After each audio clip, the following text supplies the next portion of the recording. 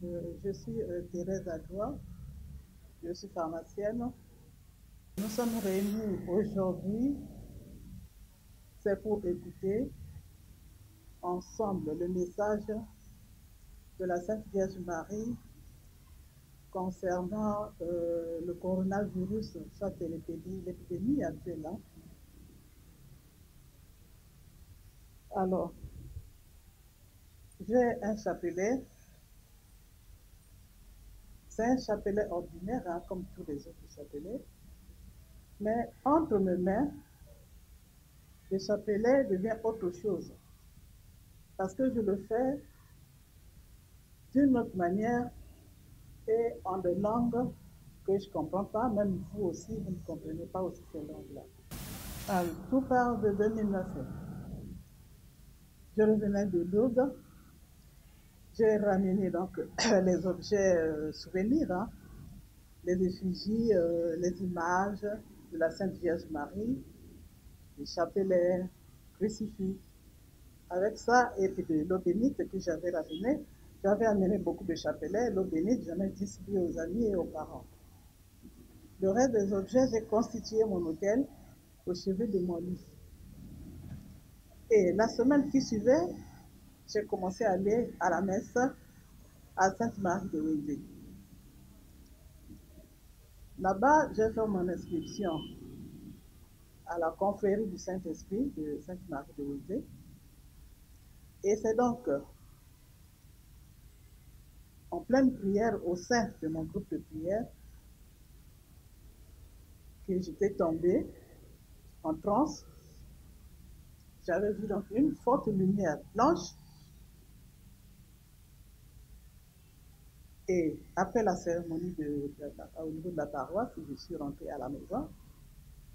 Dans l'après-midi, j'entendais une voix de femme qui me disait « Rentre en jeûne et prière » à partir d'aujourd'hui jusqu'à jeudi. Nous étions ce jour-là, c'était un samedi, donc de samedi à jeudi, c'est ce qu'elle me disait, parce que c'est une voix, j'entendais une voix. Mais j'étais seule dans la chambre. Entre en jeûne et prière à partir d'aujourd'hui jusqu'à jeudi.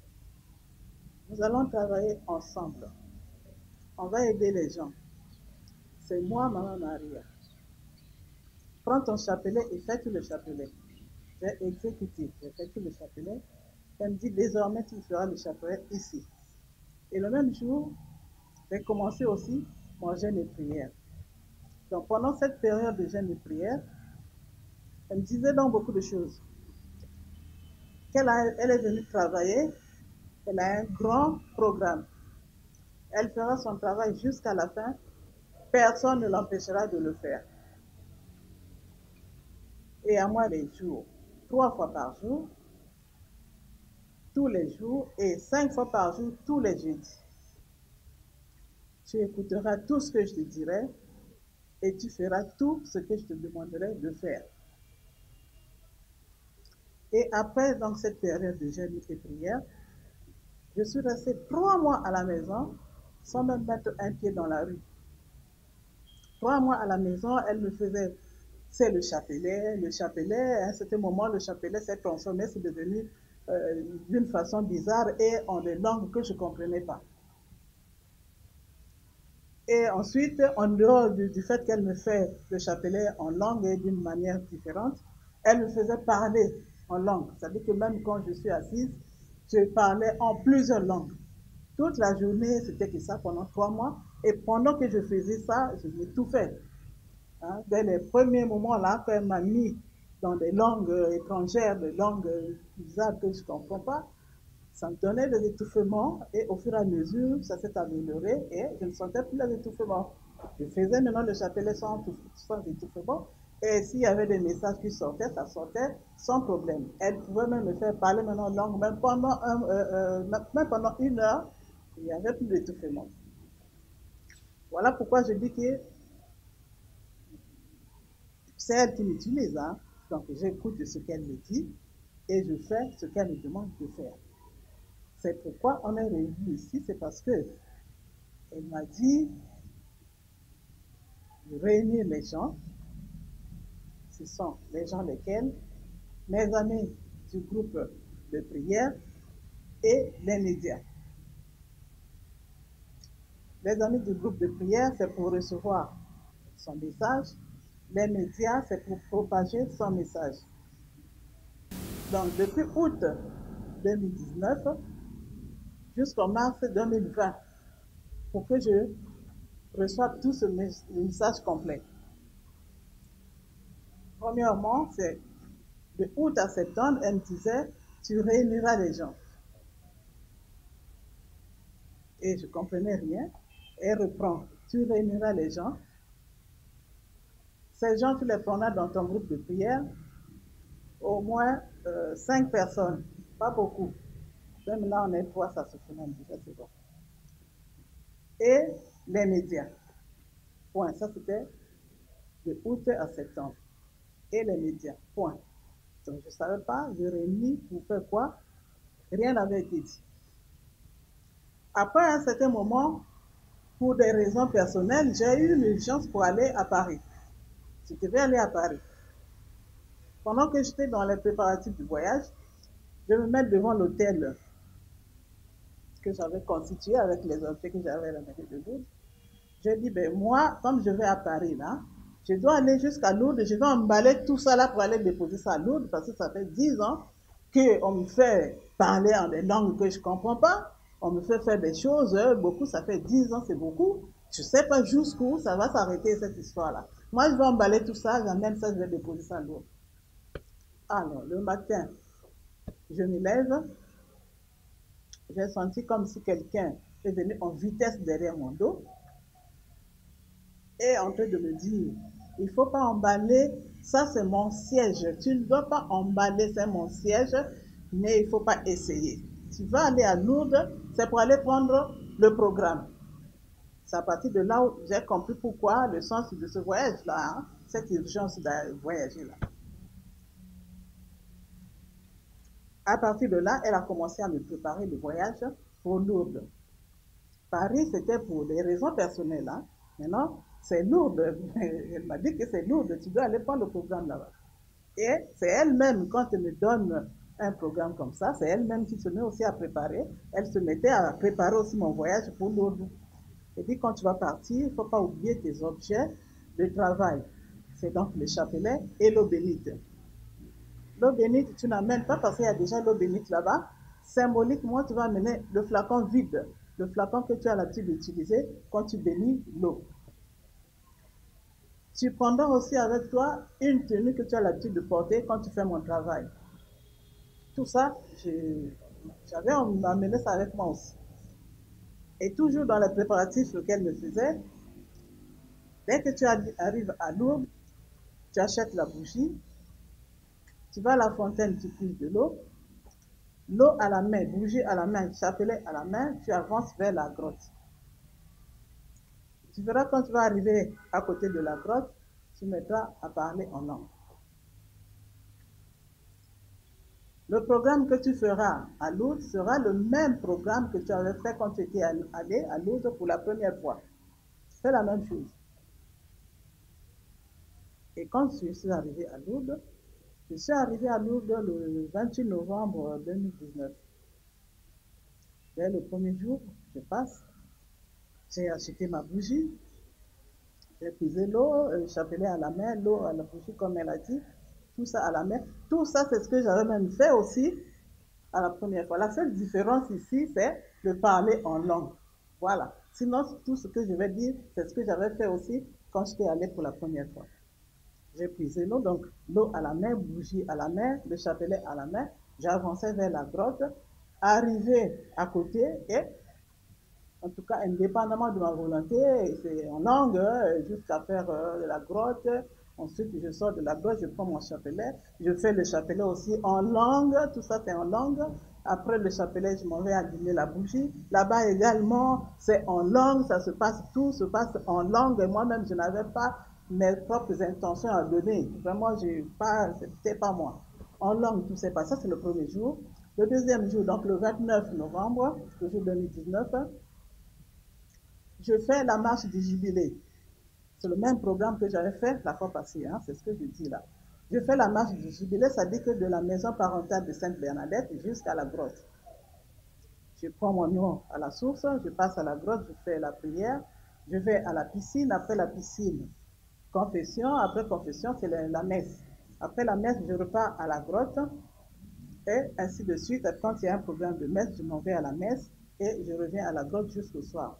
C'est ce jour-là, c'est-à-dire le 29 novembre 2019, pendant que j'étais à la grotte, que j'entends épidémie mondiale. Il y aura épidémie partout dans tous les pays. Moi, j'ai répété aussi la même chose. Je dis quoi? Épidémie mondiale? Il y aura épidémie partout dans tous les pays. Ça veut dire quoi? C'est quoi encore cette histoire-là? Ça, là, je ne comprends pas. De toutes les façons, je suis venu ici prendre le programme que tu as promis. Et je ne me suis pas occupé de ça, là, ce que j'avais entendu. Pour moi, j'attendais donc le programme. Le 3e jour, je viens, la grotte, la messe, comme l'après-midi. L'après-midi, je devais repartir sur Paris. J'ai pris le train, je suis reparti à Paris et je n'ai pas eu le programme en question. Je reviens donc à Baza en décembre. Et là également, je me mets encore à côté de mon hôtel. Mais quelle est cette histoire-là? Vous m'avez dit qu'aller à Lourdes pour aller prendre le programme. Moi, je suis allée à Lourdes, il n'y avait pas de programme. C'est quoi encore cette histoire? Pas de réponse. Quelques jours après, ça c'est maintenant début mars 2020. Début mars 2020, j'étais toujours en pleine prière. Là, elle me dit, je t'avais dit, épidémie mondiale, il y aura épidémie partout dans tous les pays. C'est ça ce qui se passe actuellement. Après la prière, c'est là où je me suis rappelé de ce que j'avais entendu à Lourdes. Et moi aussi, je vois, c'est une situation qui est comme ça, je dis, mais finalement, moi, qu'est-ce que je peux faire? J'ai posé cette question, il n'y a pas de réponse. Je n'ai pas eu la réponse. Quelques jours après, elle me dit, je t'avais dit, tu réuniras les gens, tes amis du groupe du Saint-Esprit, un petit groupe, au moins 5 personnes, et les médias. Tes amis du Saint-Esprit, c'est pour recevoir mon message. La presse, c'est pour diffuser mon message partout. Voilà, c'est comme ça que j'ai compris ce message-là. C'est en mars. Voilà. C'est pas moi dont tu veux inviter, c'est la Sainte Vierge Marie, c'est pas moi. Vous voyez ce que le message dit, c'est comme ça. Même s'il y a des gens qui ne comprennent pas et qui ne croient pas, mais c'est comme ça. Ça fait 10 ans que je fais ce chapelet-là. Elle me fait faire beaucoup de choses. Tout ce qui va se passer quand je vais commencer le chapelet, ça sera indépendamment de ma volonté. Ce n'est plus moi, voyez, voilà.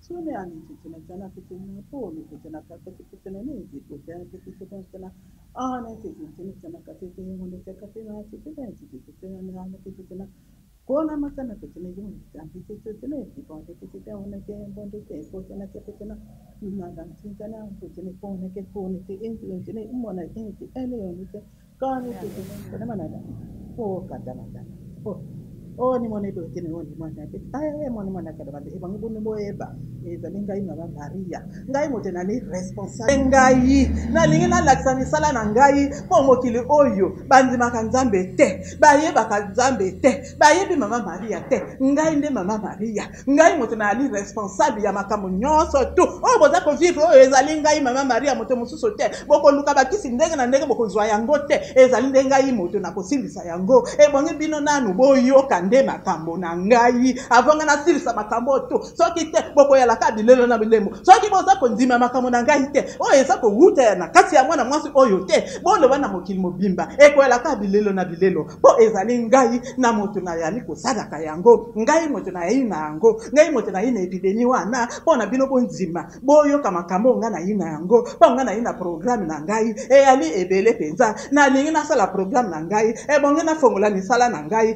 ebongi bino boyeba yenge yali ngai mama Maria moto nazali awa nazali kosala misala na ngai okati ya mwana mwasi oyo bokoyoka programme nyonso ekobima na monoko na ye boyoka makambo na ye toke bino bokoyoka oyo ekobima na monoko na ye te bokoyelaka bilelo na bilelo pati te ndebeta na ndi bonekala ndi botana beta na bane odete konti pure mane te bona nde mbani kete bona bana kede mata kapetena. Moi je suis pas venu blaguer, je suis venu travailler et je suis venu arranger le monde. Tant que vous ne m'écoutez pas, je ne ferai rien et vous allez souffrir durant tout le temps. Tant que vous n'écoutez pas la dame qui est devant vous, celle qui vous parle, c'est moi qui agis à travers elle. Vous devez écouter tout ce qu'elle vous dira parce que c'est moi qui donnerai tout le programme à elle et c'est à elle d'exécuter. Et c'est elle qui fera tout ce que je dis, c'est elle qui comprend et tout ce que je lui demande de faire, c'est tout ce qu'elle vous fera et il faut l'écouter. Tant que vous ne l'écoutez pas, vous serez toujours en difficulté, il n'y aura pas de solution. Oh, tu ne sais pas qui tu ne pas qui pour mettre pour t'aider qui quand tu